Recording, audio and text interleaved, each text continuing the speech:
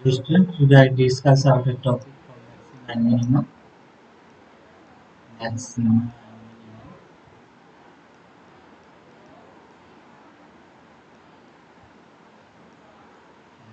minimum.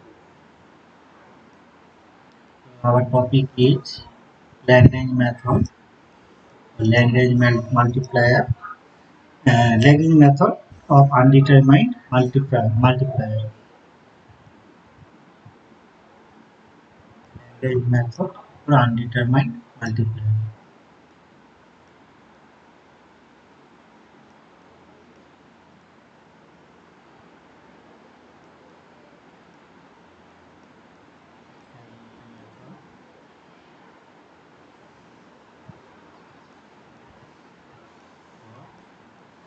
Undetermined.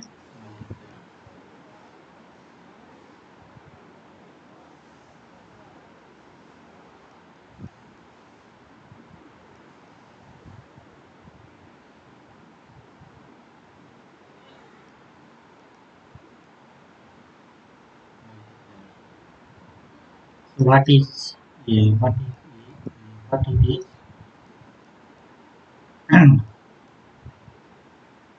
If you have more than one independent variable,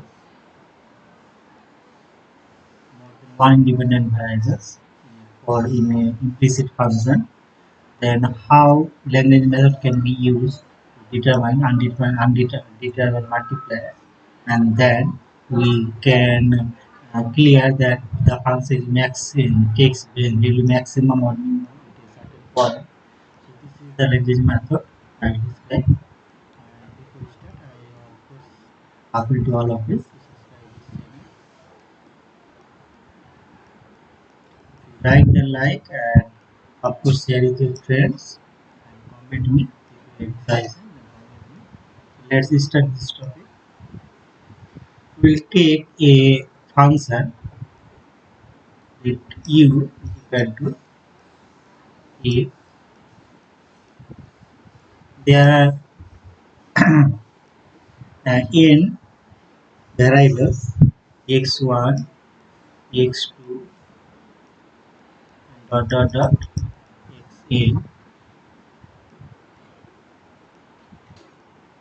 So there are n variables of this function.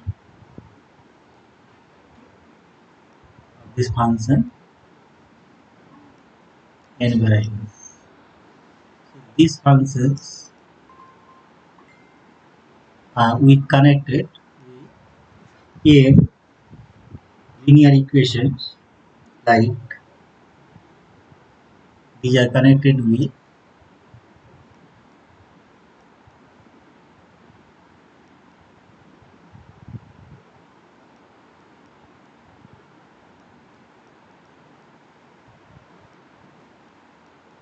m equation.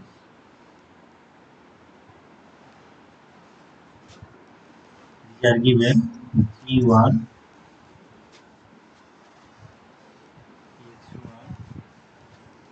x1, x2, and xn equal to 0,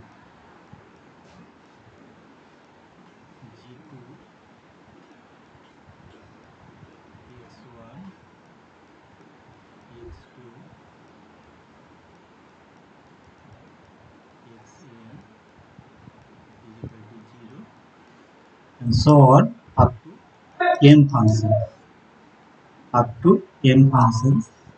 Or m equations, gn, x1, x2, xn. So there are m equations. You can do this. So we have n variables and m given equations to solve. So there must be n minus, if n greater than n, so there must exist n minus m independent variables. N minus m independent independent variables. So variables. So now to take the value maximum or minimum, when this function will take maximum or minimum, u will be extremum, u will be extremum,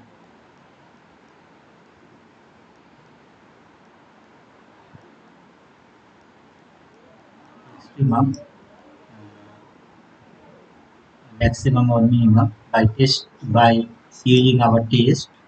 It will be maximum or minimum when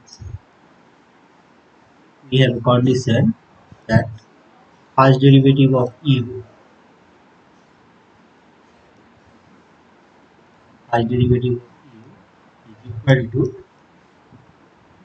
del u with respect to x1, partial derivative of u with respect to x1, the derivative of x1 plus partial derivative of u with respect to x2 and derivative of x2 and up to n value, up to n value is equal to the partial derivative u with respect to the nth variable x8 and derivative of x8 all is equal to 0. Then you will have extremum value. Now also from the equation I have given m equation. From the m equation we have the relation that derivative of g1, first equation, is equal to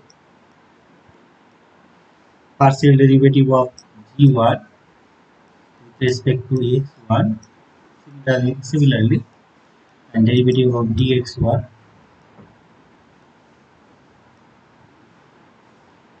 derivative of dx1 plus partial derivative of g1 with respect to second variable dx2 x2 and the derivative dx2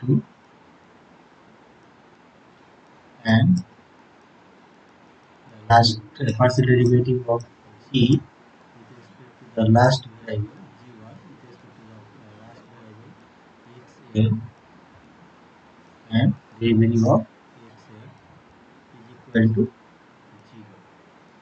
And in this way the second dg2, third, fourth, all, and the last we will have derivative of the nth function equation will be the partial derivative of g nth function g with respect to x1, derivative of x1 plus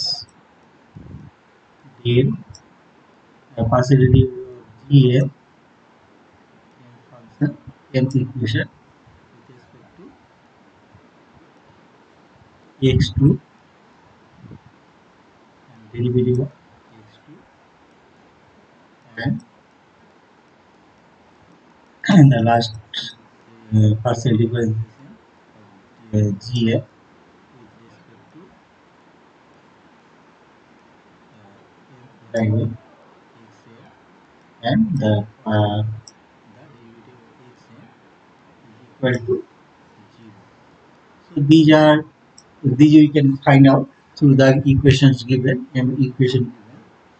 So if we multiply this function with 1, this function with lambda 1, these are Lagrangian multipliers, these are called Lagrangian multipliers, then lambda 2, then lambda 3 and so on and continue at the last lambda m, then we will add all these, what we will get in this way a function f1 dx1. I discuss what is the function, what will be the form of the function f1. I represent this. Just I'm writing what will be the our after reading all these equations just related. What we will get, I am writing first f2 del x2 dx2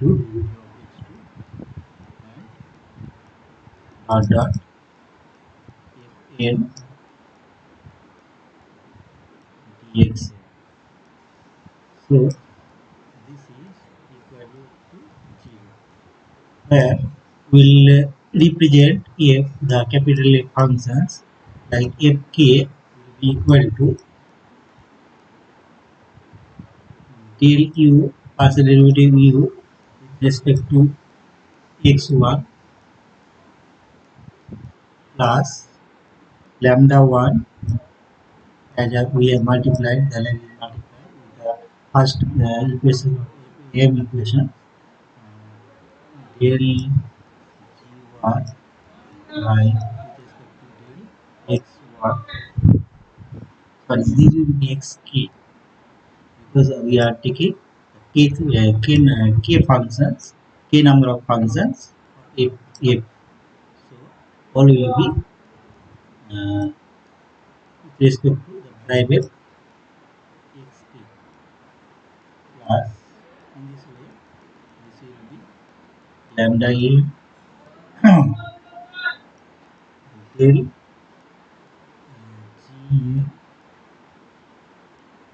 by del of partial derivative with respect to x of gm. So this is k x k. So this will be the form of k, where k are uh, k are 1 to up to a. K are 1 to up to a. So this is the form of the equation. But we will find out by multiplying Lagrange multiply and adding all the equations. Now,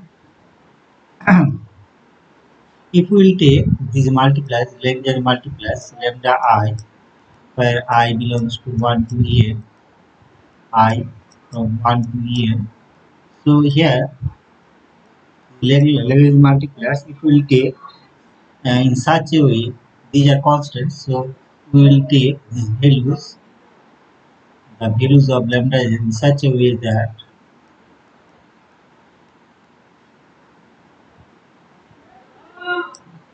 lambda in such a way that such that in such a way that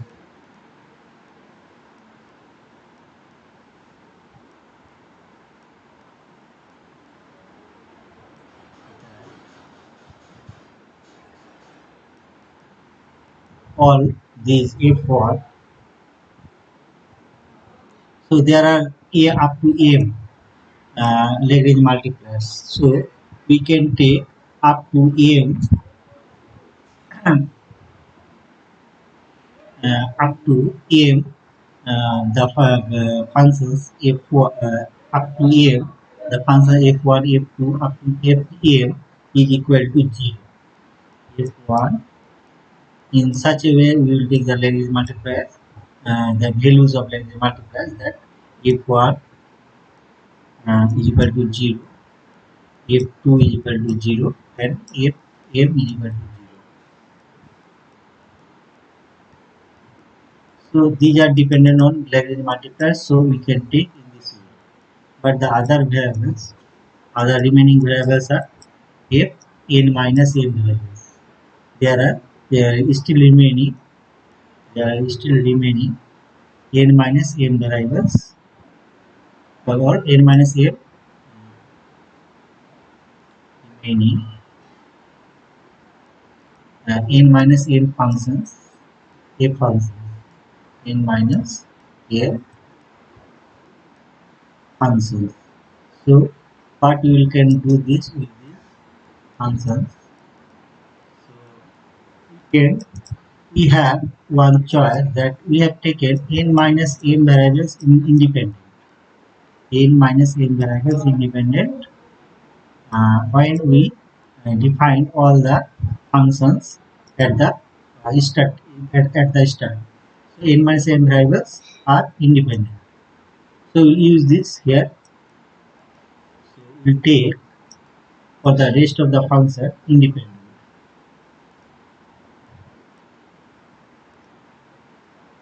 variables independent. So we'll take this is find out the other values of the functions f m plus 1 up to fm if these are equal to 0, and the rest of the term if m plus 1, then the equation will be becoming this way actually. If m plus 1 up to f m these are equal to 0, taking Lagrange multipliers in such a way that these are d m plus 1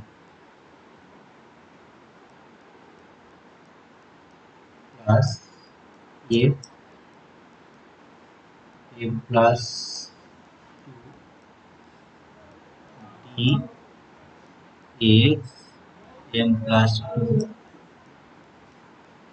and at the last this will be f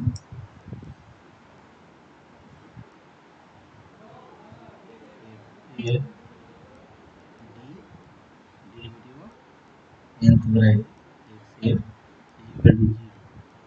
So here we will take n minus m variables. The remaining n minus m variables are independent. All these n minus m variables, these are xm plus 1, xm plus 2 up to xn. These are all independent. If these are independent, then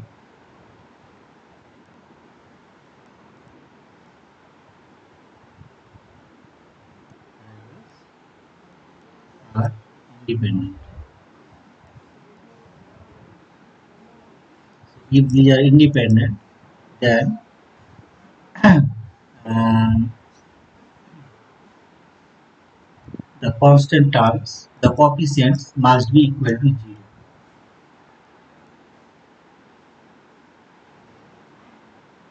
Since these are all independent. If these are all independent, we know and the equations sum the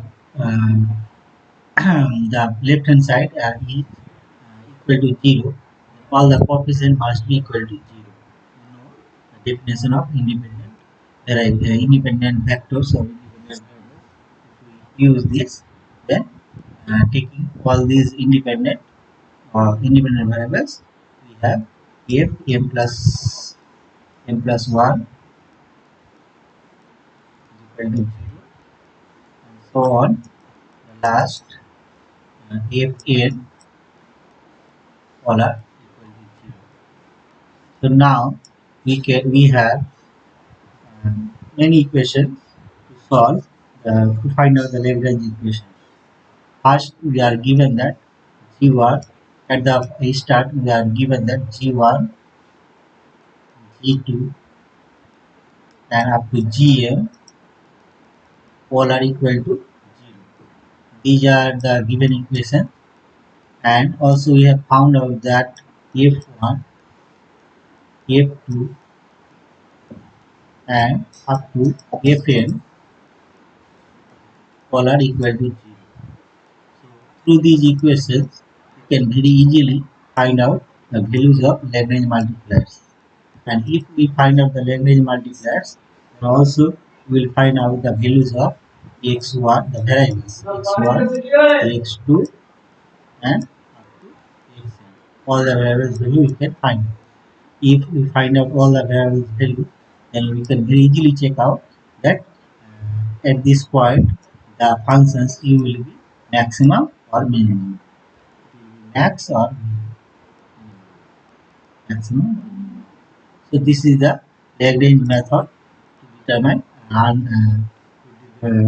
Lagrange method to find out undetermined multipliers, and also to determine any given implicit function, any function, u will be the extrema or maximum or minimum. So this is a method. I will give an example in another video. I am not providing today. It is a long video already.